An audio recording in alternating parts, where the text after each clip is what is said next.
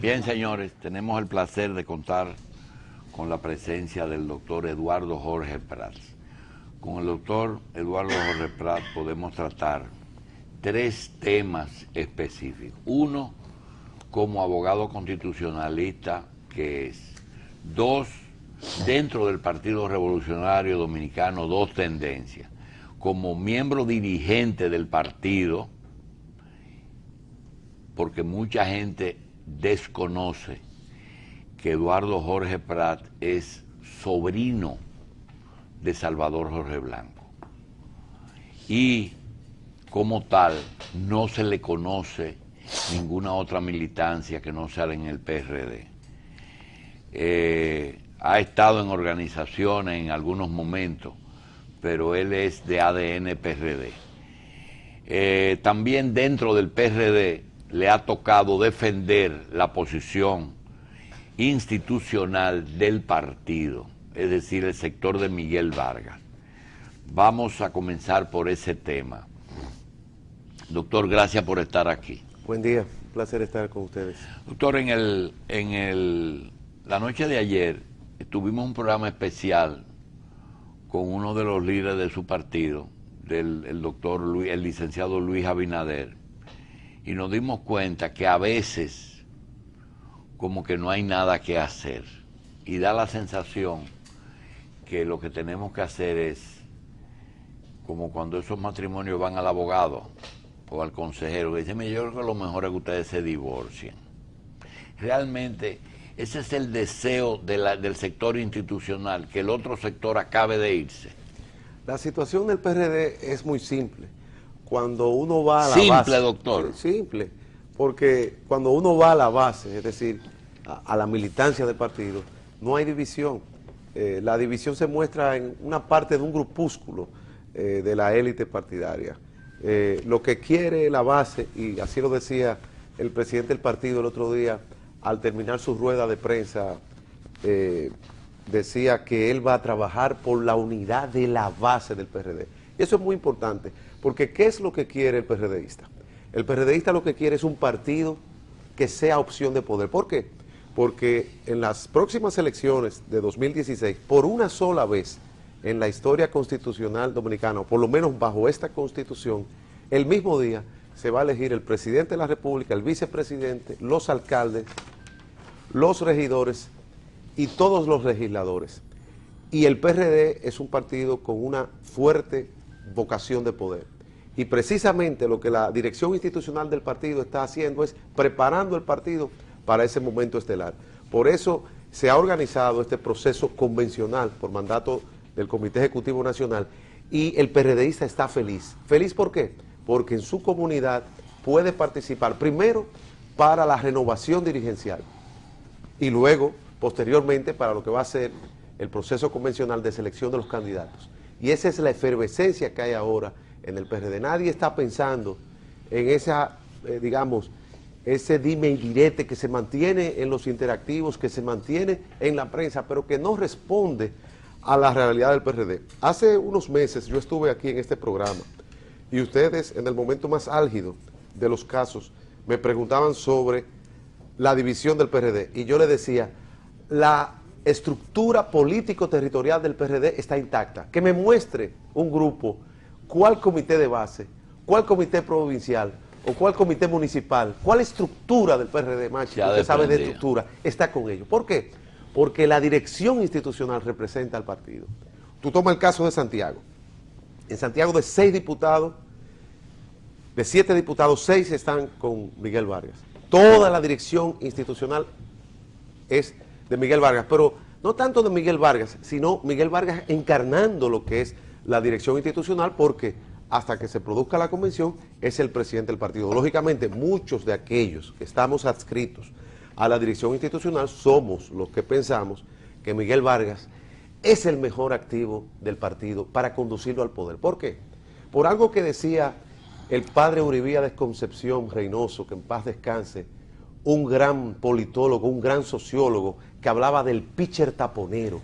En el momento en que estábamos combatiendo los 10 años de Balaguer, después de la democradura o dicta blanda de los 12 años, Euribíades Concepción decía, se necesita un pitcher taponero que pueda construir las instituciones. Lógicamente, el pitcher taponero iba a ser Leonel Fernández, el que hizo las reformas institucionales. Sí, pero ese va a pichar 18 innings. Bueno, pero en ese momento lo hizo y posibilitó luego el acceso al poder del PRD. Ahora, nosotros necesitamos en el PRD alguien que destrabe este tapón generacional, que es lo que está en juego. Y Miguel no es parte del tapón. Voy a explicar. Tú sabes, Julito, que el PRD tú lo puedes explicar generacionalmente de la siguiente manera. La primera generación, la generación de los fundadores, Juan Bosch, Mioland, etc. Luego de esa generación de fundadores, vino la segunda generación, a la cual pertenece Guzmán, Salvador, Magluta. Posterior a esa segunda generación, le correspondía a Milagros Ortiz Bosch, a Peña, Esquea, a Tuey, Peña, digamos que era la tercera generación. Esa generación se vio frustrada, porque luego de que Hipólito Mejía, que llega al poder, en lugar de propiciar el reciclaje generacional, lo que hace es propiciar una reforma constitucional oportunista y entierra esa generación. Entonces viene lo que sería la cuarta generación, la tercera generación, la cuarta generación, cuarta, a la cual pertenece Miguel Vargas, que es el más viejo de la cuarta, el más viejo de la cuarta, pero es el que posibilita precisamente que toda una camada de líderes en las cuales se encuentra Luis Abinader, Orlando Jorge Mera, Eduardo Sanz Lobatón, una pléyade de jóvenes que han en el PRD, pueda acceder. Y esto es lo que hay que estar claro. Luis Abinader cometió el gran error, como ustedes lo han señalado aquí, principalmente tú, Julito, de no apoyar a Miguel Vargas en un momento. Hoy fuera Miguel Vargas presidente y estuviésemos hablando de la candidatura presidencial de Luis Abinader para 2016. Pero tú has tratado un tema que te confieso que no habíamos percibido, que es esa labor de Hipólito que debió culminar cediéndole el paso a otro candidato, e hizo dos cosas. Número uno, trató de reelegirse. Y número dos, arrastró la segunda generación, porque si tú te pones a ver la rueda de prensa de Hipólito, es con Milagro y es con Ibelice que anda. Y amenaza con llevarse a la quinta. Porque hay muchos jóvenes que yo digo que por el hecho de ser jóvenes deberían estar apostando a la renovación dirigencial, porque todo el mundo aquí sabe que Miguel Vargas no tiene un proyecto de permanencia en el poder. Miguel Vargas sencillamente se le imposibilitó llegar por la vía del voto del pueblo PRDista porque se alteró la voluntad popular. Y no hay mucha tosudez en la dirección de Miguel Vargas. No, es que Juan Bosch decía que los hombres muchas veces son víctimas de las circunstancias, pero otras veces son los beneficiarios de estas mismas. Miguel Vargas es, digamos, el representante de un movimiento, es decir, hay que ver a Miguel Vargas no como un hombre solo, como un líder solo, sino como la fuerza social de un partido que se quiere renovar. Doctor, yo le quiero plantear un asunto. Que se quiere organizar. Yo le quiero plantear un asunto para darle tiempo de que usted, más que conteste, analice esto. Yo no quiero pensar que Miguel Vargas está actuando porque su asesor legal, que es el doctor Eduardo Jorge Pla, dice, no te apures que el pleito lo tenemos ganado. Donde quiera que vamos tenemos el pleito ganado, porque todo el mundo sabe que legalmente Miguel tiene el pleito ganado.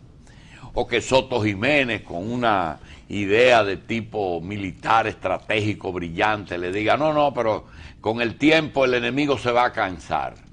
Mientras tanto, Abinader viene y te dice, tenemos plan A, plan B y plan C. Eso por un lado. Por otro lado, hay algo que es como usted dice, pero también hay otra. Aquí hay una convención del partido. Todo el mundo sabe que Hipólito no era el candidato preferido a ganar en esa convención, en la que ganó la candidatura presidencial. ¿Y quién fue su aliado y por qué ganó?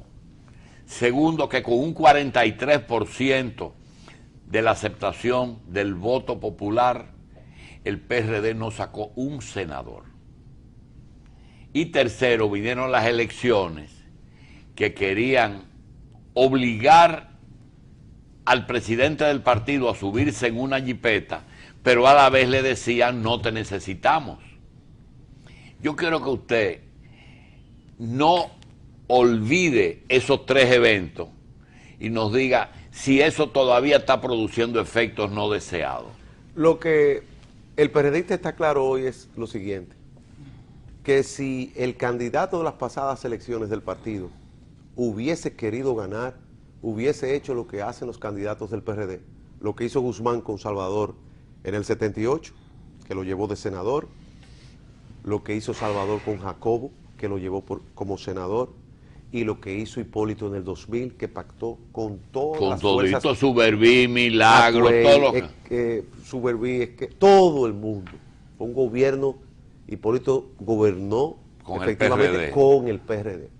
Si eso se hubiese hecho, el PRD hubiese sido gobierno. Pero incluso sin hacerlo, incluso sin hacer eso, si no se hubiesen cometido una serie de errores consecutivos de declaraciones, también el PRD hubiese ganado. Por eso yo critico a Rosario Espinal, a Bernardo Vega, al Centro Republicano Conservador Radical de los Estados Unidos, que hizo un estudio donde no entrevistó a la dirigencia institucional ni del PRD ni del PLD, que hablan del partido único. ¿Dónde puede haber un partido único o hegemónico donde el principal partido de oposición, con el uso y abuso de los recursos del Estado, saca un 47%, como ocurrió en las últimas elecciones, e incluso en la anterior, porque el PRD ha sido el partido más votado, tanto en 2010 como 2012, a pesar de ese abuso de los recursos? Entonces, hay un partido que está en pie, y ese partido que está en pie lo que necesita es, primero, renovación dirigencial, y para eso hay un proceso convencional abierto. Segundo, padrón de dirigentes y militantes, para evitar el trauma de 2011. Y tercero, proceso convencional para que el pueblo PRDista seleccione a los candidatos.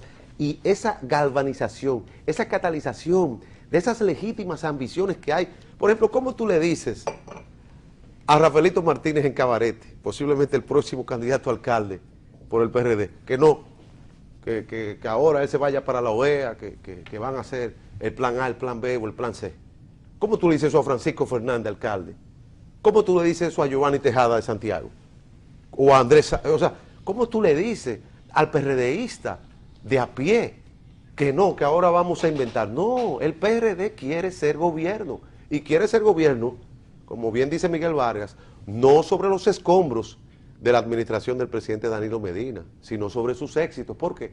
Porque de lo que se trata es de hacer un programa social, de un programa económico, de economía justa, que presupone realmente que se puedan mantener los niveles de crecimiento y los niveles de estabilidad macroeconómica. Por eso nosotros no apostamos al desastre. Dime. Y por eso mantenemos una oposición firme, leal y constructiva. Sí. Porque nuestro interés es llegar al poder para hacer los cambios. Y no se llega al cambio, ni se llega al poder sobre la base del desorden y sobre la base del caos.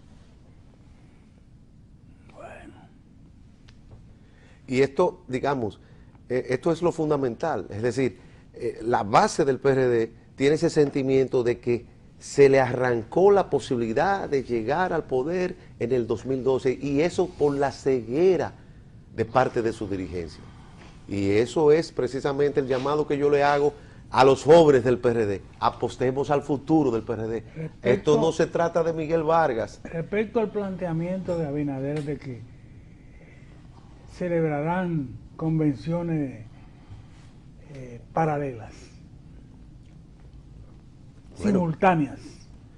Es que la Junta Central Electoral solo admite una convención, Doctor, un proceso convencional, el que ordenó el Comité Ejecutivo Nacional. Señores, recuérdense que hace un año Miguel Vargas fue expulsado del PRD.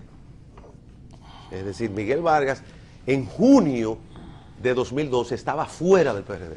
Doctor, nosotros tuvimos que comenzar todo un proceso legal para poder restablecer la legalidad institucional.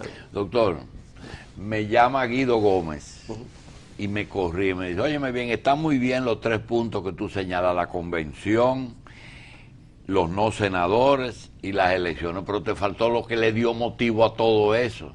Digo, ¿qué cosa, Guido? Y me dice, la convención del 9 que Miguel cogió, hizo lo que le dio la gana ahí, con toda la gente que hoy día no, ni siquiera él benefició y que está en el otro lado. ¿Qué usted dice? Fíjate lo ¿Sabe a lo siguiente. que se refiere Guido, verdad? Sí, sí, pero fíjate lo siguiente. Lo más bonito, digamos, la gran belleza, la gran bondad y la gran virtud del PRD es precisamente su gran debilidad. Y es que, por ejemplo, en el caso de Miguel Vargas, es un presidente que ha sido votado por el 97% de la base del partido, por el sufragio universal. Fíjense que Hipólito quería simplemente proclamarlo por la comisión política. Y Miguel Vargas dice, no, los estatutos de este partido dicen que por el sufragio universal y por eso es que se hace un plebiscito. Entonces, precisamente ese liderazgo, resultado de esa convención, Julito, es lo que ahora va a cambiar. Y aquí es muy importante, señores, un partido no pertenece a una casta, un partido no pertenece a un grupo de personas, a un grupo de familias.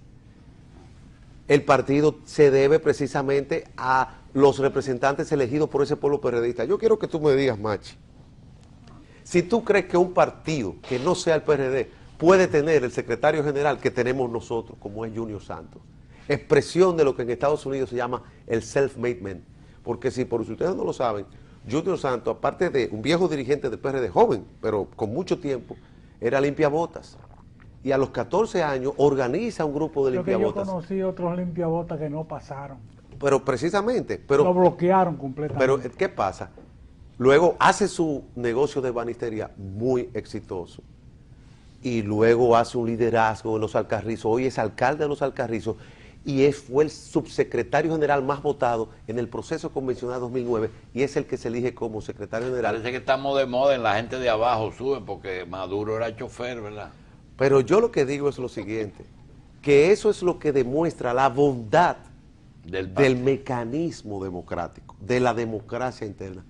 Por eso no es posible ya esos pactos de aposentos que no permiten la expresión de esas bases, porque incluso en los momentos donde se habló de negociación que tuvimos por mandato del presidente del partido para plasmar lo que habían sido acuerdos que luego fueron violados, entre el expresidente Mejía y el ingeniero Miguel Vargas, era sobre la base de que hubiese una consulta popular, es decir, de que los organismos del partido fuesen consultados. Yo creo que tenemos que hablar del Banco de Reservas, de la OEA, y de todavía falta mucho por hacer, porque parece que hay un plan C también. Vamos a hacer una pausa y volvemos con ese tema. Decimos al doctor Eduardo Jorge Prats que tenemos que hablar un poquito del préstamo al Banco de Reserva y ahora de las denuncias entre la OEA. Pero también tenemos que recordar que su propio tío, el doctor Salvador Jorge Blanco, se dedicó, por un error que pagó muy caro, a dar pellizquitos. Y decía a alguien que los tigres no se hieren, o tú lo eliminas o lo dejas tranquilo. En el caso de la lucha entre los dos sectores en el PRD, frente a la imposibilidad de penetrar al sector institucional, que lo pueden hacer a través de una participación en la convención, han preferido trazar un plan para desprestigiar local e internacionalmente al candidato, usando ya argumentos que se usaron en el pasado, porque si usted ve la denuncia que se hizo del Banco de Reserva, es una denuncia de 2 años, y los mismos, parte de los que estaban ahí la hicieron. El préstamo, que después que la hacen, creo que se dan cuenta que no produjo el efecto, y ahora se van por lo ético. Doctor, desde el punto de vista ético, que se falta tanto a la ética, un presidente de un partido falta la ética si le toma dinero prestado como empresario a un banco del Estado. Vamos a ir por parte, como Jack el Destripador. Lo primero es que, lógicamente, aquí ha habido una estrategia de acoso y derribo. Y una estrategia que, partiendo de un grupo que señala que es mayoría, pero que sin embargo, las veces que se quiso reunir el Comité Ejecutivo Nacional, en lugar de asistir, lo que hicieron fue boicotear las reuniones, haciendo amenazas al hotel y luego tomando por asalto la Casa Nacional, y luego cuando no podían hacer eso, haciendo reuniones paralelas, que decían que Miguel Vargas no quería convención, y cuando comienza la convención, entonces hablan de ir a la OEA, que dicen que no creen en los tribunales, pero someten todos los días y todas las semanas una instancia en los tribunales, a pesar de que repetidamente el Tribunal Superior Electoral le ha dado la razón a la dirección institucional, y ahora viene una calumnia, que es una calumnia vieja, como tú has señalado, porque ya eso lo había dicho el economista Martínez Moya en el proceso convencional de 2011. Aquí yo pienso que lo más importante es que desde el punto de vista legal no hay ninguna violación a las normas bancarias ni a las normas electorales. Y desde el punto de vista ético tampoco. ¿Por qué? Porque Miguel Vargas es un empresario de la construcción, de la industria inmobiliaria. Ha hecho las 3 plazas comerciales más grandes en los últimos años. Y todo el mundo sabe que ese no es un préstamo gracioso. Malo fuera que un político, que lo que fuera, por ejemplo, un abogado, como es el caso mío, apareciera con un préstamo de esa índole del Banco de Reserva, no obstante su posición política. Pero un empresario que incluso demostró en esta misma rueda de prensa que tiene una facilidad del mismo monto por parte del Banco de Inversión JP Morgan. Es decir, ahí no ha habido ninguna violación ética. Ahora, si esa persona ocupa un cargo electivo, o ocupa la presidencia, por ejemplo, en el caso del presidente Piñera en Chile, cuando llegó a la presidencia, puso en un fondo ciego todas sus inversiones para que ninguna decisión gubernamental se pudiese cuestionar sobre la base de que beneficiaba las acciones que tenía. ¿Un fondo qué? Un fondo ciego, que ¿Qué es un eso? fideicomiso donde un administrador profesional maneja tus inversiones, de modo que las decisiones sobre esas inversiones tuyas no tuviera que no inhibirse. tienen que ver con Bien. tus decisiones políticas. Eso lo puede hacer Miguel Vargas cuando llegue al Doctor, poder. mire, en yo estoy de 2016. acuerdo con usted. No, éticamente, Y quiero, no debe- quiero decirle que para comprar un hombre en República Dominicana, para que cambie unos resultados en la política, usted no tiene que hacerle un préstamo para que lo pague.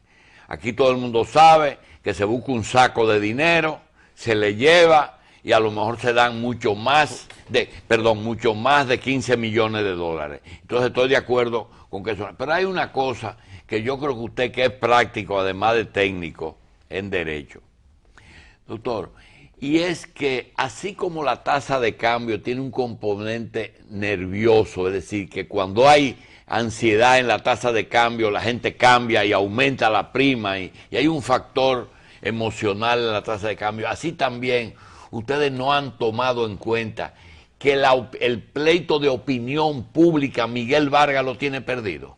No, yo pienso que no. Que los sentimientos es que traidor y más odiado está pesando cada día más. Y eso tuviese importancia si ese sentimiento estuviese en la base del PRD, estuviese en el pueblo del PRD, en el pueblo PRDista. Pero es un sentimiento que se anida en gente que participa en los interactivos, que participa en las redes sociales y que se proclama apartidista.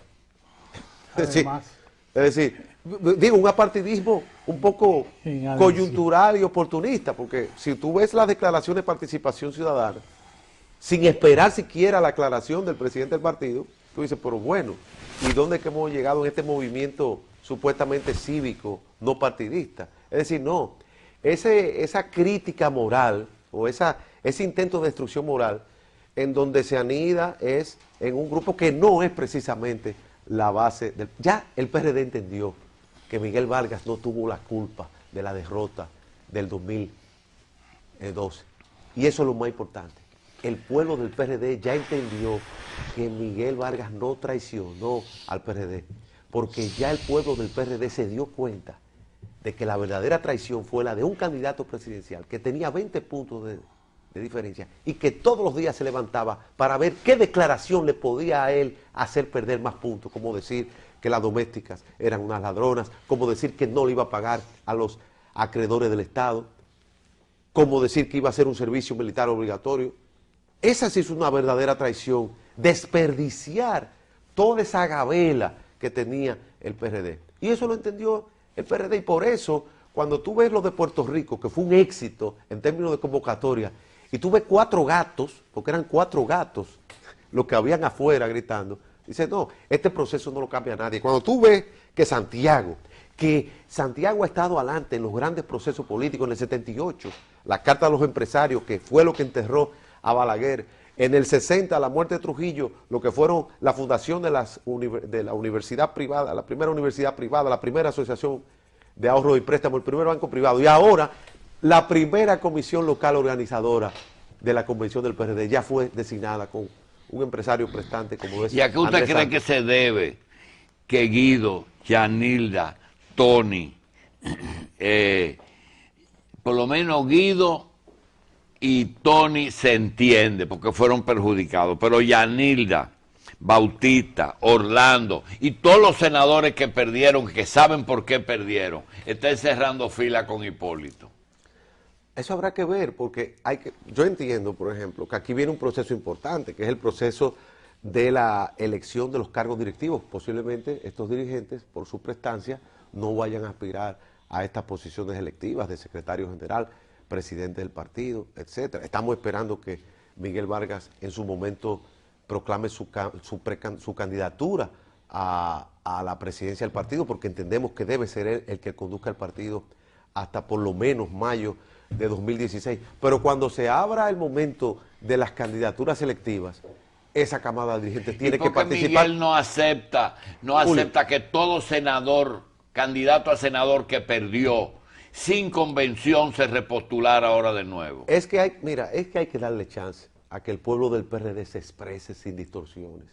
Aquí Miguel Vargas no puede imponer candidatos, ni nadie puede imponer candidatos. Hay que dar chance de que se exprese la voluntad del partido. Ahora, que haya posibilidad de hacer planchas consensuadas en algunos pueblos, eso lo dirá el proceso, pero hay que dejar que Santiago, que Puerto Plata, que Samaná, que Barahona se exprese, porque es un partido que necesita salir del tapón generacional y necesita activar su activo más importante, que es la base del PRD. Y eso yo creo que es clave. En su momento, porque déjame decirte lo siguiente, Julio, aquí solamente hay 2 dirigentes que fueron expulsados, que son Hipólito Mejía y Andrés Bautista. Aquí no se ha expulsado una facción. Todos esos son dirigentes del partido y otros son militantes y deben participar entusiastamente en estos procesos. Lo que pasa, Julio, es que hay otra realidad. Que no tienen mayoría en los organismos. No, es que tú te vas a lo Alcarrizo y tú ves lo que un Junior Santos. Te vas a Santo Domingo y ves lo que es un Francisco Fernández. O sea, son liderazgos. Por eso que yo te digo que el PRD tú tienes que verlo en lo que es la expresión popular y lo que es la expresión de los territorios. La expresión de los territorios.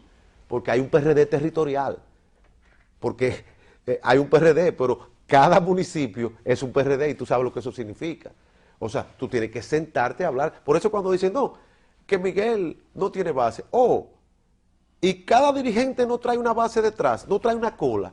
¿O tú crees que la base anda suelta como los perros realengos que están en la calle caminando de un lado para otro? No, la base está adscrita a una dirigencia institucional, que no es precisamente la que se sienta en un hotel, en una rueda de prensa, lo que dice la dirigencia histórica.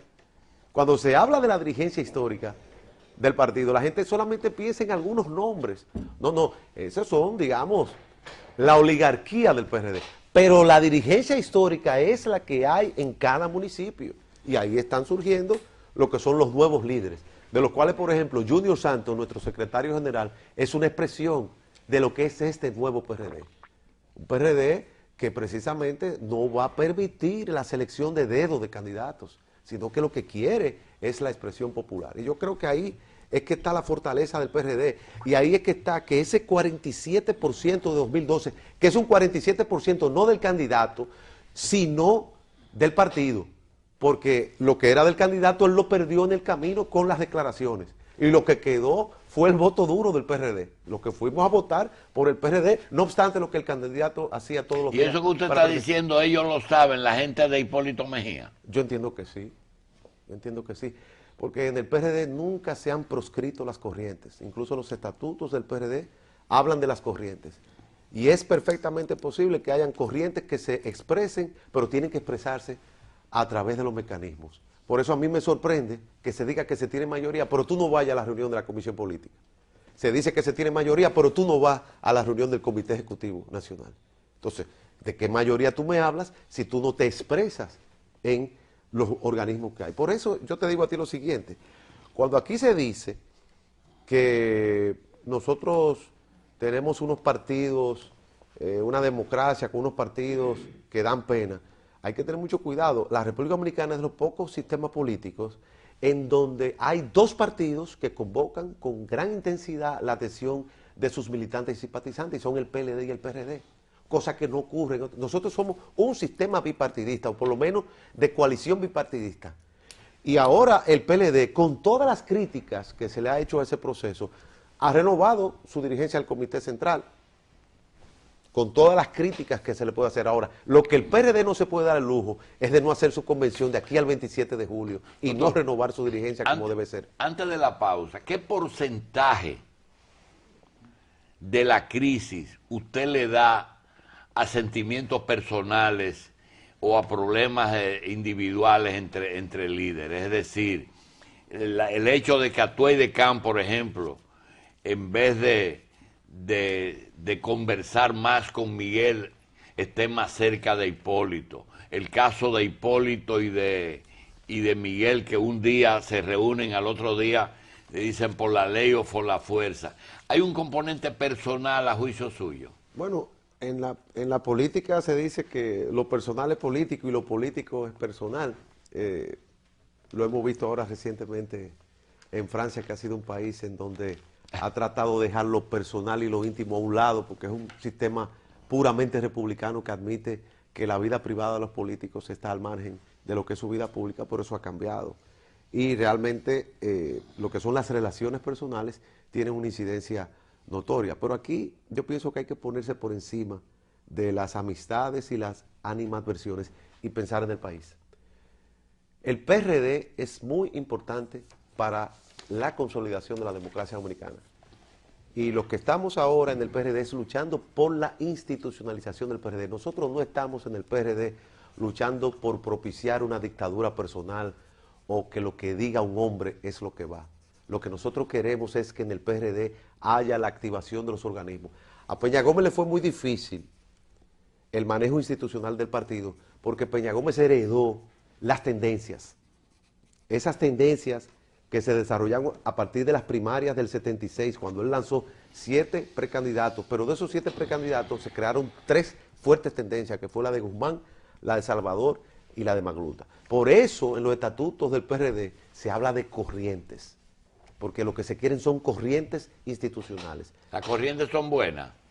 Las corrientes son buenas, pero lo que tiene que saber un PRDista es que el PRD no es de nadie, el PRD es de su militancia, que se expresa a través de los organismos. Bien. Miguel Vargas tiene un liderazgo asentado sobre la base de que se tiró encima este partido en el 2008, en un momento, en el 2004, en un momento donde nosotros teníamos apenas 1/3 del cuerpo electoral, de la simpatía del cuerpo electoral, y lo hemos llevado a lo que está ahora, que es un PRD que terminó con un candidato díscolo en un 47%.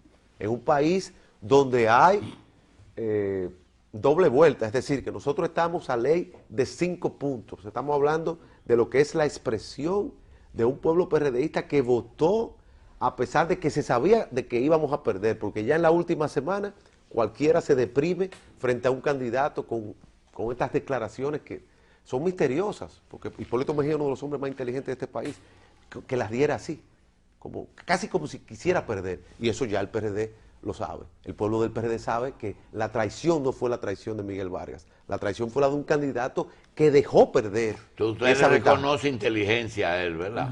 Claro. No. Los mejores humoristas del yo mundo no soy son de lo que inteligentes. yo no soy de lo que creo ni de que Hipólito Mejía es un candidato, ha sido una persona loca, como algunos quieren decir, ni bruto. Entonces perdió porque quiso. Bueno, es que imagínate si tú estás pidiendo amor a una persona y tú dices, tú tienes los dientes feos, tu mamá me cae mal, tú eres una mentirosa, tú quieres amores con esa persona.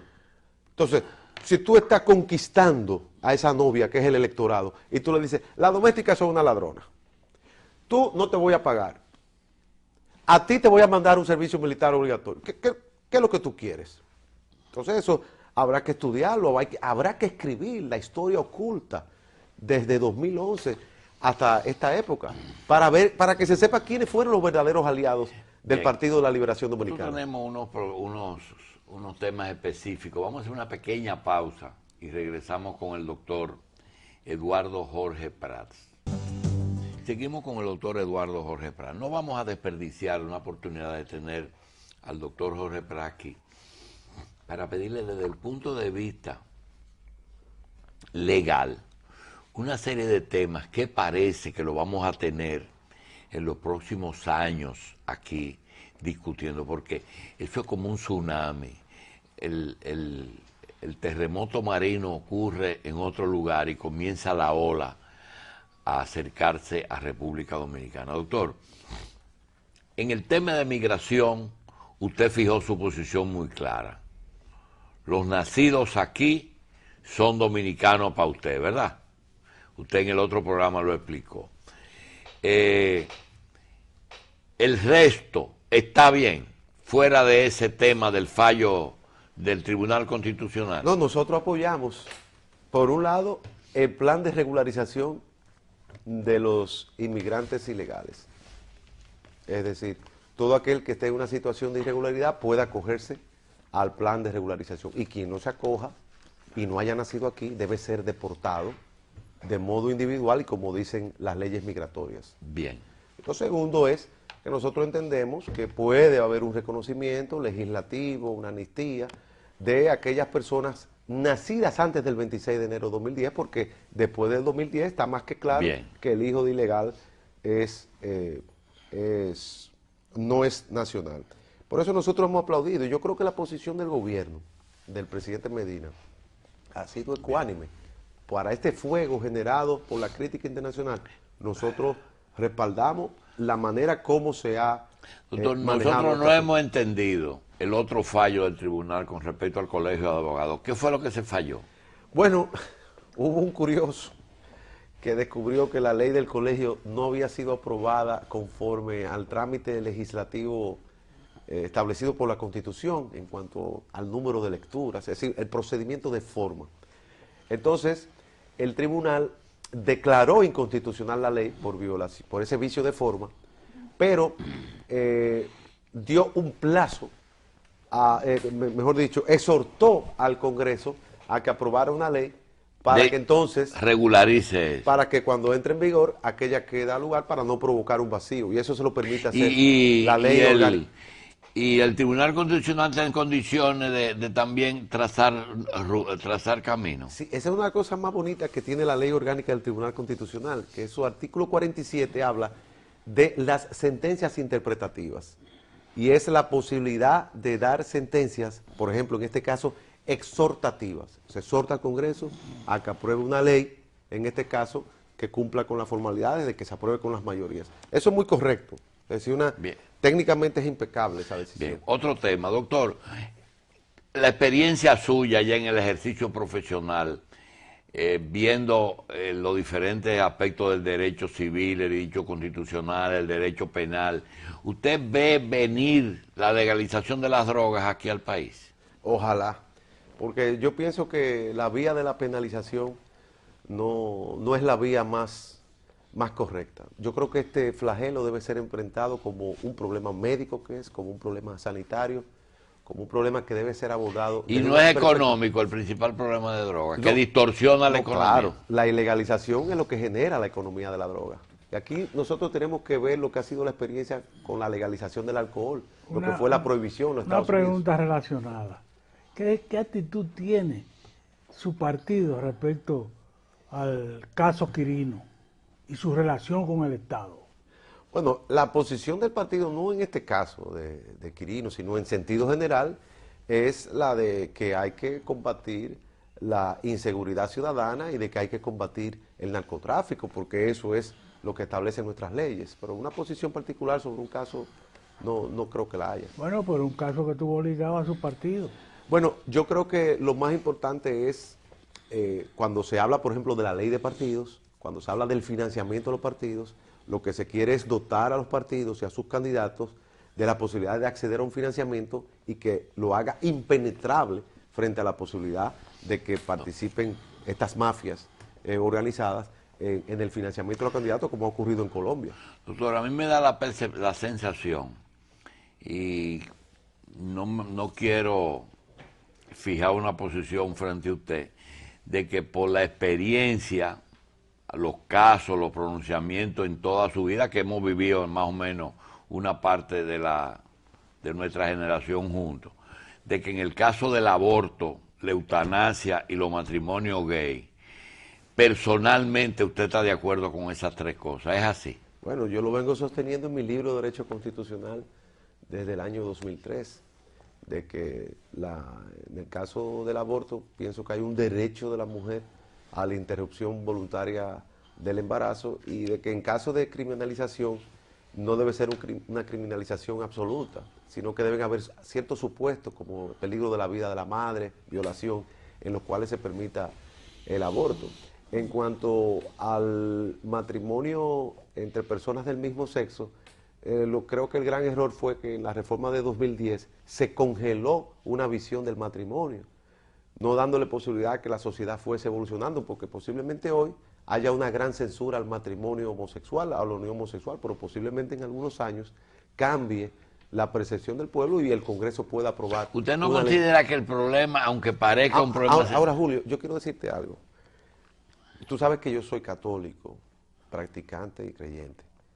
Yo no estoy a favor del matrimonio homosexual, yo estoy a favor de la unión homosexual, porque el matrimonio para las religiones cristianas tiene una imagen que se distorsiona si se permite. ¿Y por qué mejor no hacen una corporación, una sociedad entre los dos, y así se quita el problema matrimonio? Pero es decir, dos personas que tengan intereses, claro, porque es un problema económico en el fondo. Es de solidaridad. Es un pacto que se asocien, fulano y asociado, claro, por ejemplo. Yo pienso que sí. Yo pienso que eso es lo que se debe propiciar, porque definitivamente lo que esto trae una desprotección de una persona que ha pasado toda su vida junto a otro, y no va a heredar, y vienen... Ahora, como cristiano... Ross Hudson dio heredad. ¿Quién? Ross Hudson, en Estados Unidos. Dio heredad. Sin la ley estar aprobada en Estados Unidos.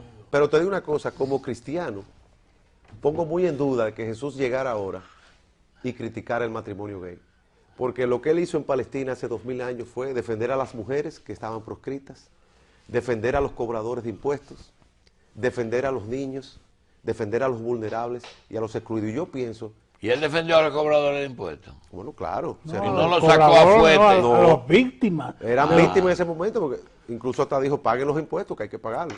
Pero lo que te quiero decir es que hay que permitir que la ley evolucione con la sociedad. Tú no puedes imponer por ley una visión de la sociedad. Ahora, el artículo 39 de la Constitución es muy claro.